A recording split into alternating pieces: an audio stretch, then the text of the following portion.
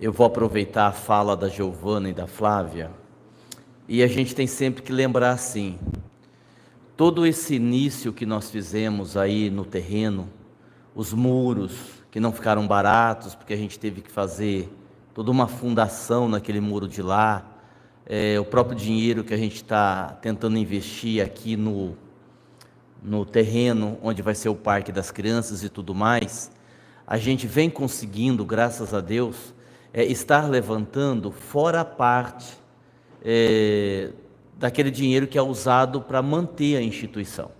A gente não tem como misturar as coisas.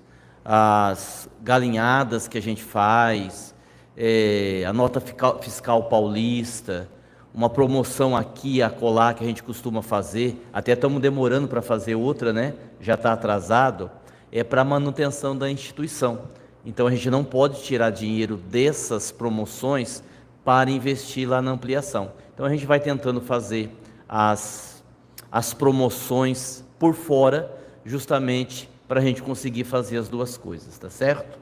Bom, vamos lá então. Que Jesus nos abençoe, que Jesus nos ampare, nos proteja, uma vez mais, aqui nesse nosso encontro. Hoje nós vamos responder algumas perguntas dos seguidores do canal. Vez ou outra, a gente usa esse recurso para esclarecer as dúvidas de algumas pessoas e, por consequência, as nossas dúvidas também. Nós separamos aqui 16 perguntas. É possível que a gente não termine hoje, e a gente não terminando, aí de duas uma, eu ainda vou escolher, ou a gente termina na próxima sexta, que é feriado, mas nós teremos palestra normalmente, ou nós terminamos na próxima quarta, no próximo estudo, aí a gente vai avaliar, tá certo? Nós vamos então iniciar aqui as respostas, sempre lembrando que o que a gente faz aqui é uma reflexão, em matéria de amor, em matéria de conhecimento sobre as engrenagens da vida, nunca é demais dizer, nós estamos apenas engatinhando, nós estamos talvez dando os primeiros passos.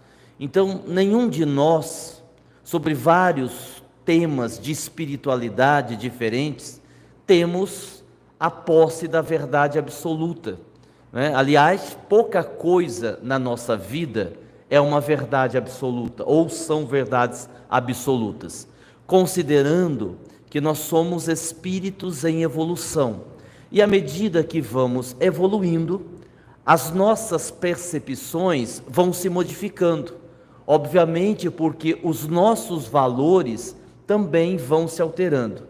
Isso significa que algo que nós acreditávamos ser daquele jeito, e não havia dúvida quanto a isso, de repente, num dado momento, a gente percebe que não é bem assim. Porque aquilo mudou? Não, aquilo continua sendo daquele jeito, mas a nossa percepção é diferente. Eu uso um exemplo, me permitam repetir, quando no campo profissional, a pessoa que vai pela primeira vez na clínica, eu gosto muito de utilizar esse exemplo, de uma lagarta que mora em cima de uma pedra num lindo jardim. E um repórter vai fazer uma entrevista com essa lagarta. E a primeira pergunta que o repórter faz é esta: Dona Lagarta, como é o local onde a senhora mora?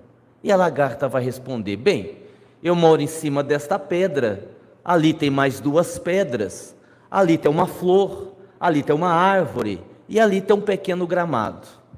O tempo passa, a lagarta sofre o natural processo de metamorfose, vira uma borboleta, voa e pousa de árvore em árvore. Com o tempo, o repórter volta e, por uma coincidência, para fazer uma nova entrevista, e por coincidência inicia a entrevista fazendo a mesma pergunta: como é o local onde a senhora mora? Embora o jardim seja o mesmo, ela vai dar uma resposta completamente diferente. Ela vai dizer: são muitas pedras espalhadas num gramado a perder de vista, são muitas flores, são muitas árvores. E o que é que mudou se o jardim é o mesmo? Mudou a percepção. Deixando de ser lagarta e voando, ela tem uma visão mais ampla do jardim. Assim é a vida. Para que a gente possa olhar para o mundo, que é esse imenso jardim, de uma forma a enxergá-lo na totalidade, sofreremos as metamorfoses naturais do aprendizado, da evolução, e aí desenvolveremos uma percepção diferente da vida, do mundo, dos outros e de nós mesmos. Este é o grande segredo, é para isso que a gente trabalha, para que haja esta evolução. Sendo assim, as nossas respostas, elas são com base no que os Espíritos têm nos dito, são com base nos nossos próprios estudos, sem fechar nenhuma questão, tá certo? Primeira pergunta: como convencer as pessoas que nós amamos sobre a existência de Deus? Como convencê-las que Deus existe? Eu estava dialogando com uma pessoa um dia desses, e a pessoa propôs, embora não seja esta pessoa da pergunta, ela propôs mais ou menos a mesma coisa. Ela disse assim para mim: Aguinaldo, você poderia me explicar, oferecer-me argumentos sólidos que possam provar que Deus existe? Eu disse: olha, eu poderia ficar aqui algumas horas te fornecendo informações que nos levam a crer que Deus existe. Mas vamos simplificar. Quando uma formiga leva para o subsolo uma semente ou um grão, ela corta o mesmo em dois. E aí eu perguntei para ele: e você sabe por quê? Ele disse: não, eu não sei por quê. Eu disse: eu vou lhe explicar. Porque uma semente ou um grão guardado debaixo da terra, se for uma terra fértil, ele vai germinar. Então, as formigas picam o grão para não germinar. O curioso é que os cientistas observaram que quando as formigas levam para debaixo da terra as sementes de coentro, elas quebram em 4 e não em 2. Então, os cientistas foram pesquisar por qual razão as formigas quebram as sementes de coentro em 4, se as demais são quebradas em 2. E eles descobriram que as sementes de coentro, divididas em 2, ainda assim vão germinar. E a pergunta é: quem ensinou isso às formigas? Então você vê aí a presença de Deus. Para quem já morou no sítio, sabe que o João de Barro, o pássaro, sempre que vai construir a sua casa, e este exemplo eu não dei à pessoa, eu só dei esse primeiro, estou me lembrando dele aqui agora. O João de Barro, quando vai construir a sua casa, ele sempre constrói a sua casa com a porta virada ao contrário das chuvas que vêm aquele ano. Sempre é assim. E a gente repete a pergunta: quem ensinou isso ao João de Barro? E nós estamos querendo dizer que o instinto dos animais, entre outros exemplos, é uma prova da existência de Deus. Mas aí a pessoa que estava na minha frente disse assim: Aguinaldo, mas pode ter outra explicação. E eu disse: qual? Não sei, alguma que a gente não descobriu ainda. Está legal, podemos parar a conversa. Porque aí a pessoa não quer, né? Aí não tem jeito, aí não quer. Então, aí a gente não vai forçar. O que eu quero dizer com isso? Que não tem jeito. Não tem jeito de você convencer ninguém de coisa alguma. É preciso que nós, de uma vez por todas, entendamos que essa possibilidade, ela não é real. As pessoas que convivem conosco, embora próximos de nós, filhos, pais, amigos, trabalhadores da mesma casa espírita, terão concepções diferentes e vão acreditar naquilo que elas querem acreditar ou naquilo que elas podem acreditar segundo a evolução alcançada. Porque se nós dissemos no início que cada um terá uma percepção da vida, segundo a metamorfose da transformação e da evolução, somos também obrigados a concluir que cada qual terá a própria evolução que adquiriu até aquele momento. Quando a gente diz assim, para uma coisa não muito boa que uma pessoa faça, mas isso aí é a evolução dele, né? É normal, é a evolução dele. Eu acrescentaria, é a evolução que ele quis chegar. É a evolução que ele quis buscar até aquele presente momento. Ele fez essa escolha. Pensemos assim. Outro dia uma pessoa também me disse isso. Aguinaldo, que é uma outra pergunta que não está aqui, mas eu lembrei agora. Realmente na vida, aí ela disse assim, porque eu gostaria de ser livre como um pássaro. Na vida, nós realmente somos livres? Nós realmente temos o livre-arbítrio? Ou nós somos escravos das circunstâncias?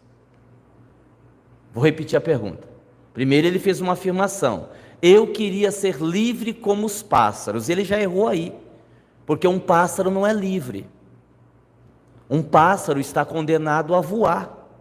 Um pássaro não pode levantar de manhã e dizer assim, hoje está um dia bonito, eu vou caminhando para o meu ninho. Hoje eu vou fazer uma caminhada. O pássaro, ele está condenado a voar. Então, se pararmos para pensar que os animais podem até ter um poder de escolha, mas esse poder de escolha está limitado ao próprio instinto, eles não têm um livre-arbítrio, nenhum animal, nenhum. Ainda que alguns animais, entre aspas, sejam mais inteligentes do que os outros, existe ali algo instintivo. Por exemplo, eles não têm como ter um pensamento contínuo como o ser humano. Então já tem um erro aí. Os animais não são livres. Eles têm uma limitação que é coordenada, que é comandada pelo instinto. Agora, observe a pergunta. Nós realmente temos um livre-arbítrio ou nós somos escravos das circunstâncias? A pessoa está querendo dizer assim, porque tem gente que queria viajar o mundo, mas não vai. Por quê? Porque não tem dinheiro. Essa pessoa não é livre. Ela é escrava do salário baixo que ela ganha. Tem pessoas que queriam jogar bola, mas está em cima de uma cama, vitimada de uma doença qualquer. Bom, então ela não é livre. Ela está presa a uma cama, então ela estaria sendo ali escrava daquela circunstância. O que vocês acham sobre isso? Eu vou perguntar para ficar mais fácil. Nós somos totalmente livres ou nós somos escravos das circunstâncias? Quem acha que nós somos escravos das circunstâncias, erga a mão. Se estivesse na escola ia tirar tudo nota 0.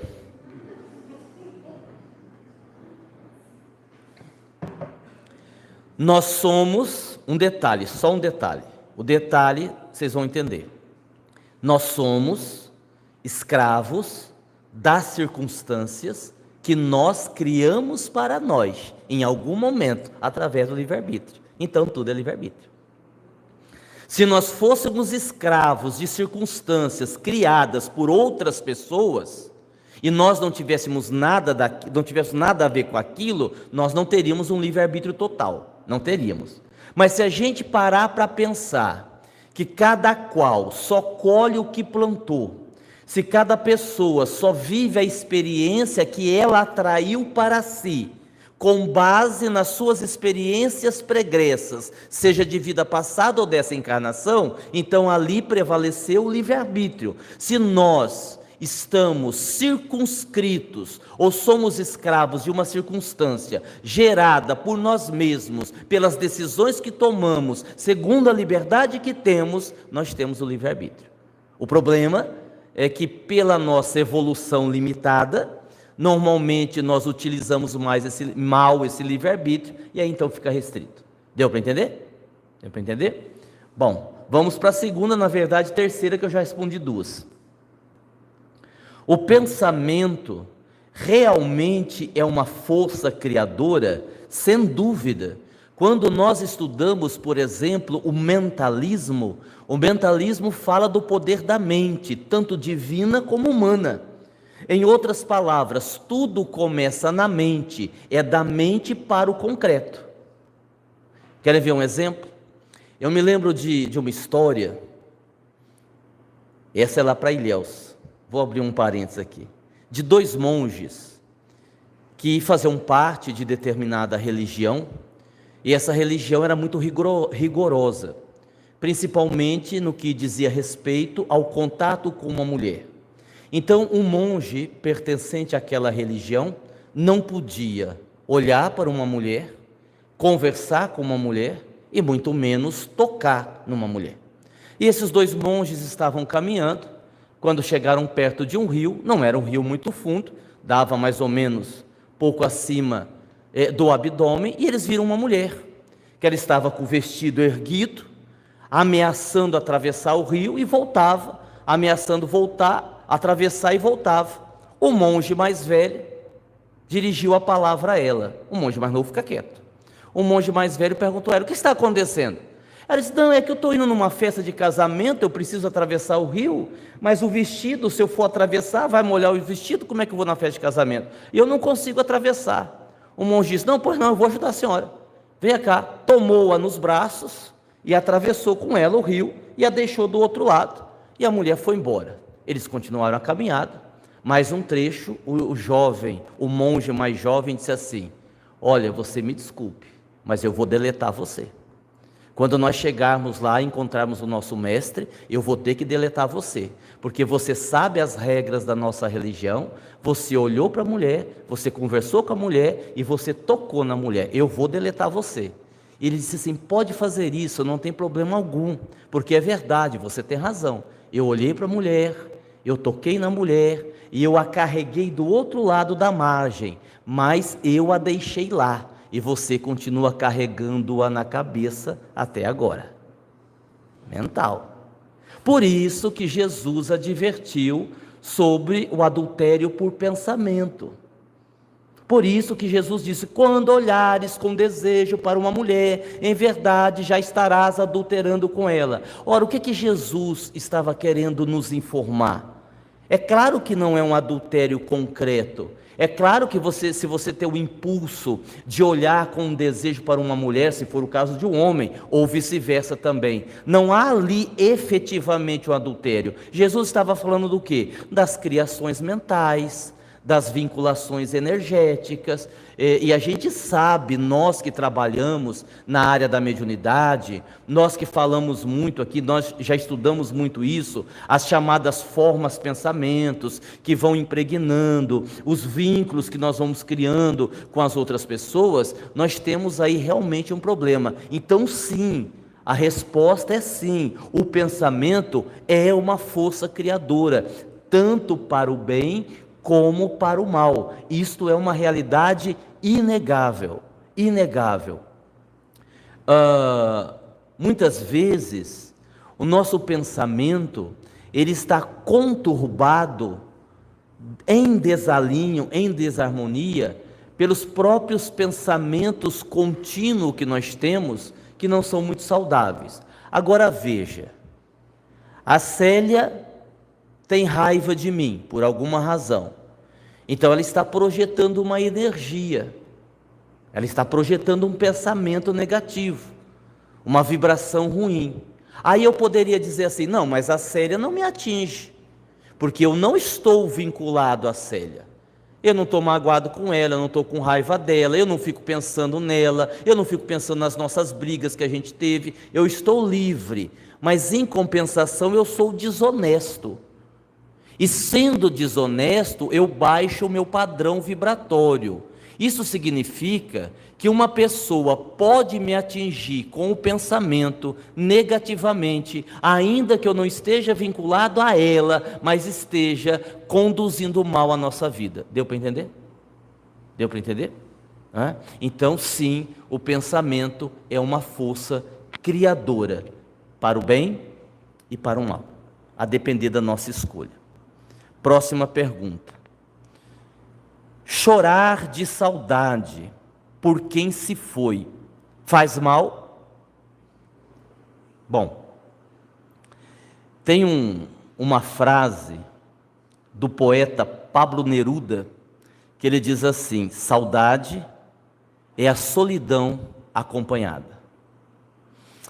Tem uma frase, eu adorei esta frase quando eu li, do Bob Marley, cantor, onde ele diz assim, olha que poético isso, ele diz assim: saudade é o sentimento que, quando não cabe no coração, escorre pelos olhos.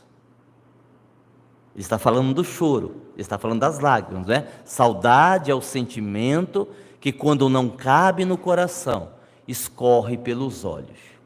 Então, a saudade de quem partiu é algo natural, faz parte da vida.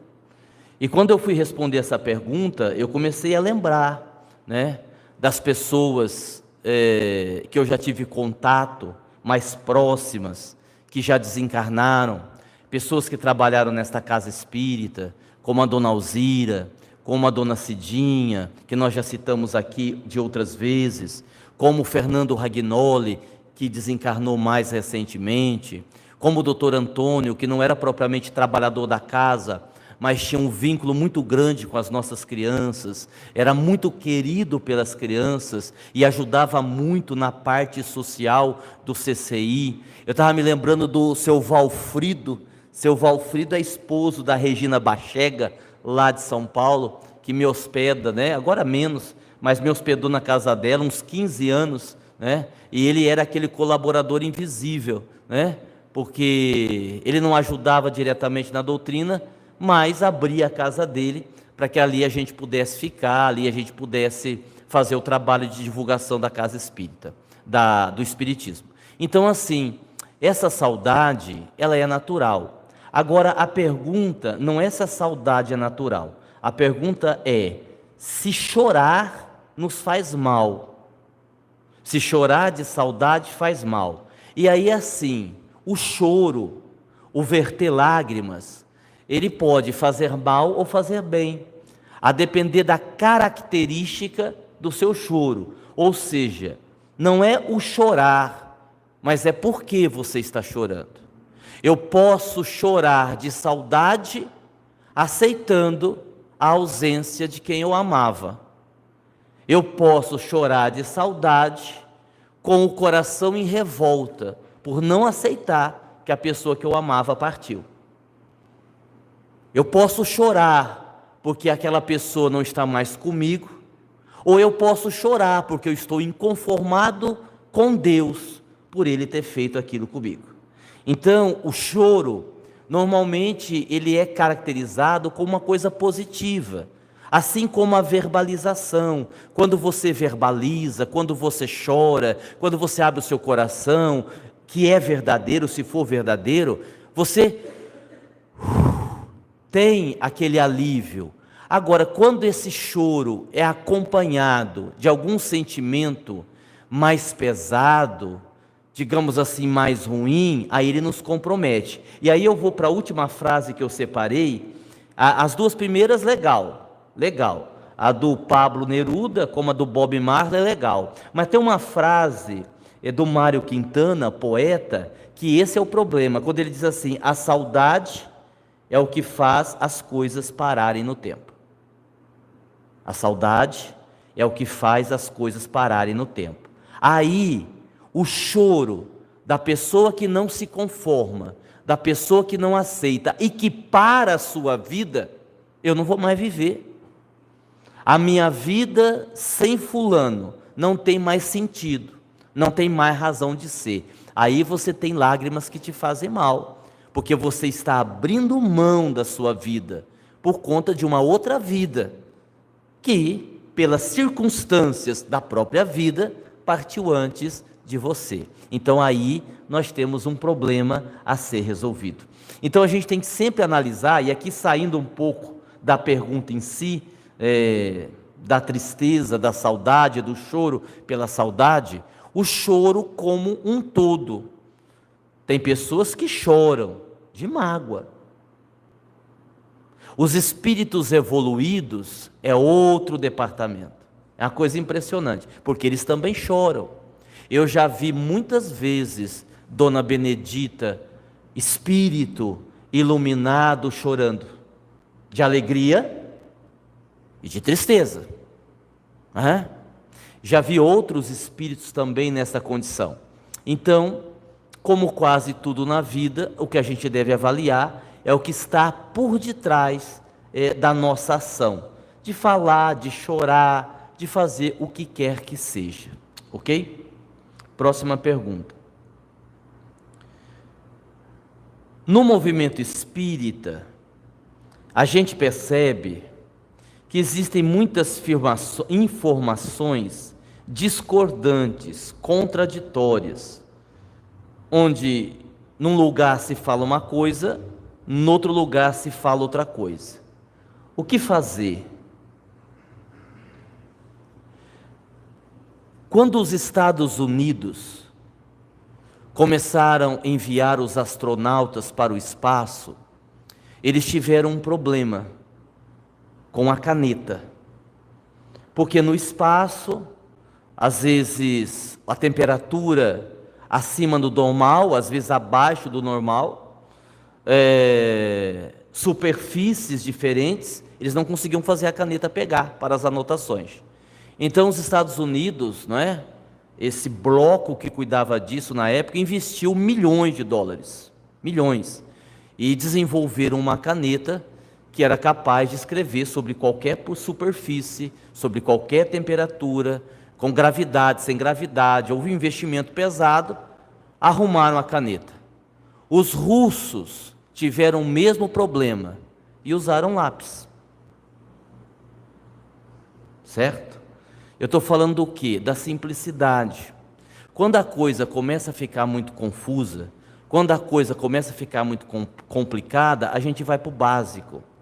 A gente vai para o básico. O que é o básico para mim? É eu melhorar, eu evoluir, eu aprender. Aí quando entro em determinadas discussões, eu particularmente gosto da discussão. Eu gosto do embate. Vamos discutir? Vamos discutir. Agora, vamos ser bem assim, bem pés no chão. Imaginemos que o lado de cá acredite que Chico Xavier é a reencarnação de Allan Kardec. E que o lado de cá não acredite que Chico Xavier é a reencarnação de Kardec.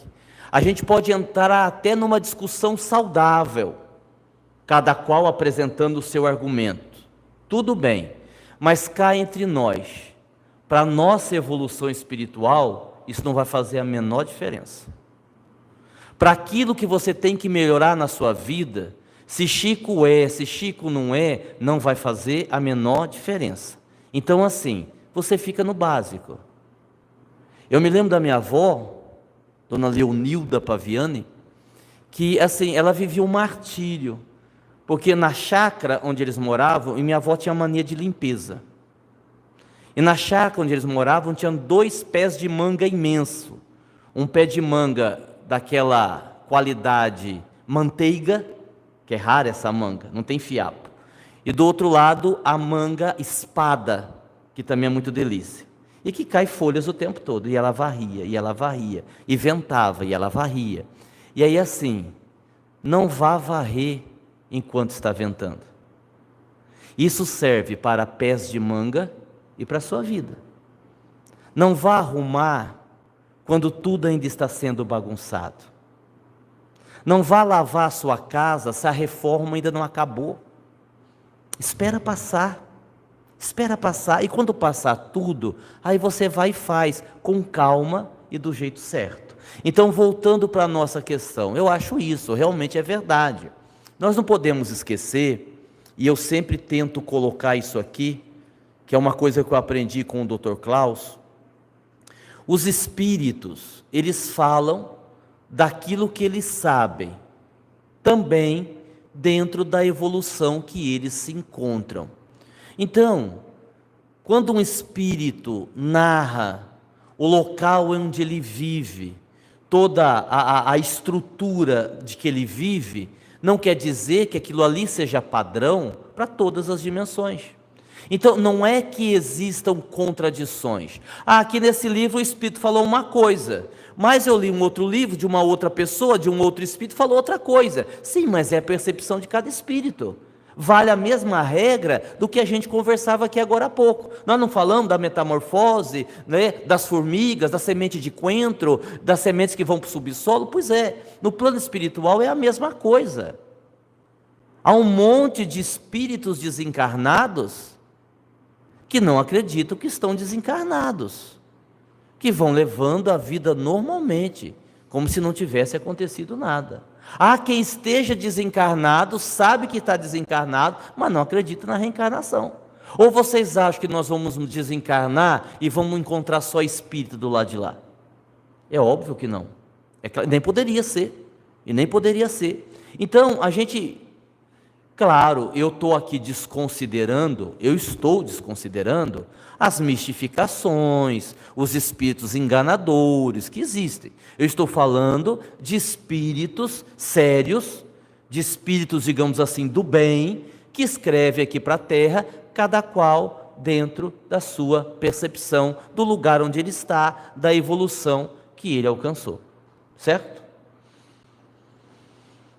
Desejar o mal e não fazê-lo, há vantagem nisso, sim ou não? Sim ou não? Ó, o pecado por pensamento, Jesus falou agora há pouco, antes de responder, pensa bem, não seja apressado não. Vou repetir a pergunta: desejar o mal e não fazê-lo, há méritos nisso? Ou você está desejando, você já está ferrado?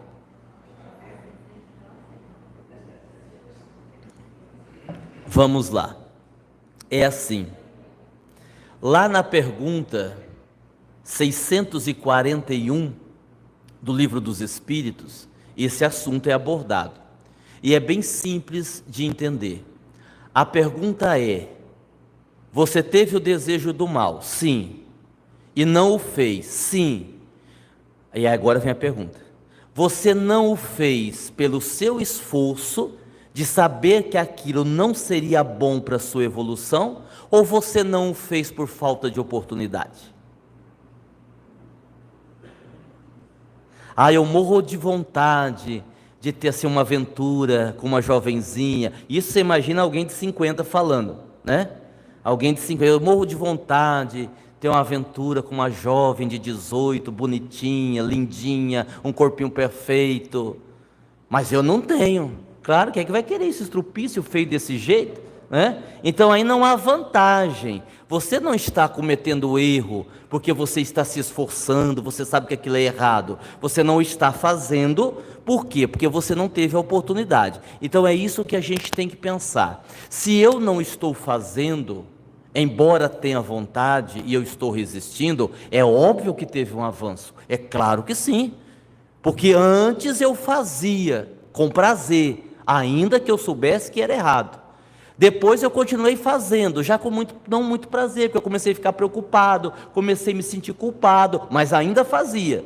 Depois, embora a vontade não tenha ido embora, eu parei de fazer, com muita vontade de fazer. E depois eu vou para um nível evolutivo, que eu não faço, não tenho vontade, eu não quero, estou ótimo assim. Aí são os degraus da evolução, é assim que funciona. Por isso que a regra é assim: dê um passo de cada vez, mas não deixe de dar o próximo passo. Vou repetir: dê um passo de cada vez, mas não deixe de dar o próximo passo. Por que dar um passo de cada vez? Porque você não vai conseguir resolver tudo. Você não vai, nessa atual encarnação, ser o campeão do amor, o campeão da caridade, ser um espírito de luz. Esquece, você não vai. Porque a natureza humana não dá saltos, nem evolução. É um degrau de cada vez. Só que você não pode deixar de dar o próximo passo, porque senão você fica estagnado ali. Eu cheguei até aqui, vou ficar aqui. Não. Qual que é o passo seguinte? Verifique qual é o passo seguinte e você dê o passo seguinte. Então, sobre essa pergunta, é isso que tem que ser avaliado. Eu tenho a vontade de fazer algo que não é bom, que não vai fazer bem para a minha evolução. E eu não vou fazê-lo, porque eu tenho essa consciência e eu estou me esforçando sinceramente para ser uma pessoa melhor, ou eu só não fiz porque eu não tive oportunidade. É isso que vai fazer a diferença. Beleza? Como os tratamentos que visam trabalhar o inconsciente podem nos ajudar? A gente tem que lembrar que o cérebro, ele responde às conclusões que temos da nossa vida. Quando você fica muito tempo num padrão só, por exemplo, sendo pessimista, sendo negativo, reclamando da vida. Porque a vida ninguém vale nada, porque viver é uma porcaria, porque ninguém presta, porque viver é horroroso. Você ficou 20 minutos ali. O cérebro vai entender que isso te faz feliz.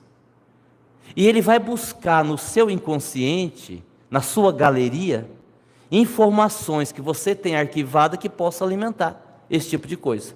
É uma coisa parecida com a mulher que está grávida, ou a mulher que quer engravidar. Ela só encontra a mulher grávida. Ela só passa em frente à loja que tem bebê. E parece uma coincidência, mas não é. É o cérebro trabalhando em favor daquilo que você quer. E trabalhar o inconsciente vai resolvendo as camadas que ali tem. Porque assim, é do nosso conhecimento, pelo menos para quem estudou a psicanálise, que tudo que não foi resolvido na nossa vida acaba nos controlando, sem que a gente perceba. Outro dia eu conversava com uma pessoa e ela me contou uma situação que ela se deparou com uma situação com um mendigo, um morador de rua. E ela ali ficou muito agitada, muito exaltada, ela se sentiu muito mal. E eu disse assim a ela: mas isso daí é ódio. E ela disse assim: não, Aguinaldo, está errado, eu sou médium, eu sou espírita. Digo sim, com ódio. Não, mas eu aplico passe, eu faço trabalho social, eu faço caridade. Que maravilha, com ódio. Porque o ódio está aí, você pode até negar, é a negação, né? E por que a gente vai para a negação? Porque é muito desconfortável admitir que nós temos um problema para resolver. É muito desconfortável admitir que eu tenho uma falha e que aquela falha ainda não foi corrigida. Então nós negamos. Agora, existe uma coisa chamada desproporcionalidade. Ou seja, muito provavelmente quando a sua reação é desproporcional ao acontecido, é porque ali existe a influência de uma outra situação vivida. Nesta conversa com esta pessoa, depois desse período que a gente conversou, que eu a convenci que ela sentia ódio, eu disse assim: mas o que é que você tem contra moradores de rua? Ela disse: não, eu não tenho nada contra, eu estou contando para você que houve uma situação, ele foi invasivo, ele foi pedir dinheiro, mas ele veio como se fosse tomar a carteira da gente, eu fiquei aflito, eu fiquei com medo. Sim, mas o que a senhora tem contra morador de rua? Não, mas eu não tenho nada. A sua reação foi desproporcional, tem que ter alguma coisa. Ela disse: eu me lembro que quando eu era criança, tinha 7 anos, um morador de rua correu atrás de mim. Não sei o que ele queria, me pegar, me bater, me sequestrar. E eu cheguei em casa, eu fiquei 3 noites sem dormir, meu pai saiu caçando esse morador de rua, ia dar uma surra nele, digo: pronto, pode parar, já está entendido. Aí, quando você faz uma reprogramação mental, quando você trabalha a ressignificação, você vai justamente nessas camadas do inconsciente. Porque tem outro detalhe: você pode ter uma emoção que é em decorrência de uma situação vivida na infância, da qual você não lembra da situação, mas vem a emoção. Imagine que, agora há pouco a Giovana subiu aqui para dar um recado. Imagine a Giovana subindo aqui para dar o recado, e ela fica extremamente envergonhada. Ela estava, o normal, tensa, né? Falar para público não é fácil, tensa, normal. Mas imagine que ela fica muito tensa, começa a tremer, começa a querer desmaiar, alguém tem que ampará-la e levar, colocá-la a sentar. Quer dizer, a reação dela em falar em público foi desproporcional, ela só ia dar um aviso de 5 minutos. Quando ela tinha 5 anos, não é isso não, viu? É só fictício. Quando ela tinha 5 anos, era a festa de aniversário dela. A mãe, sem juízo, deu-lhe um pé do ouvido, pegou ela para os cabelos e saiu arrastando na frente de todo mundo, convidados dela de aniversário. Ela sentiu uma vergonha que ela não sabia onde enfiava a cara. Legal, legal. Aí quando a Giovana é exposta aqui para dar um aviso, ela não lembra do fato, mas a emoção de vergonha vem à tona. É num exemplo que você tem a emoção, mas você não tem a lembrança do fato. O fato está lá, mas você não consegue trazer para o consciente o fato, mas você trouxe a emoção. No exemplo que eu estou dando, a emoção de vergonha. Deu para entender? E quando a gente trabalha a questão do inconsciente, exatamente essas camadas que nós trabalhamos. As coisas que estão lá, que nós nem lembramos, mas que estão interferindo na nossa vida atual, ok? Vamos para a última pergunta de hoje, que nós já estamos quase dando o horário.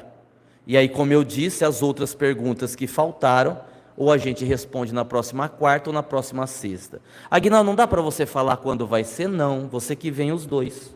Esse problema seu, que é sua obrigação vir na quarta e vir na sexta, e eu não vou falar. E numa das duas que não for eu vou pôr um orador bem ruim, para você aguentar e sofrer e ver, né? Há quem diga que não faz o mal e não fazendo o mal, perdão, logo está em paz com a sua consciência. Pergunta: não fazer o mal nos deixa em paz com a nossa consciência? Sim ou não? Sim ou não? Vou repetir a pergunta e vou perguntar. Eu não faço o mal. Eu estou querendo dizer que também nem o bem. Tá? Eu estou querendo dizer isso. Mas eu não faço mal para ninguém. Então eu estou em paz com a minha consciência. Eu pago as minhas contas, eu sou honesto, não é?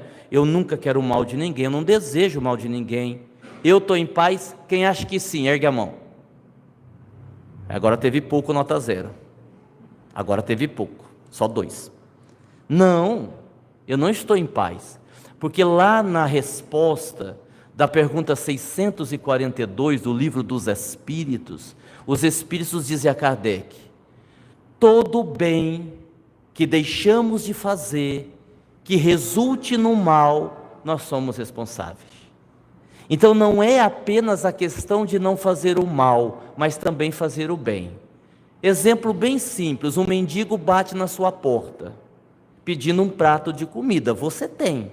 Só que vai dar muito trabalho. Você tem que pegar na geladeira, você tem que pôr num prato, numa marmitex, ou numa vasilha descartável. Você tem que esquentar, você não vai dar comida gelada. Aquilo vai tomar 15 minutos e levar para o cara. Você diz assim: é domingo, pô, acabei de almoçar agora, estava indo deitar já.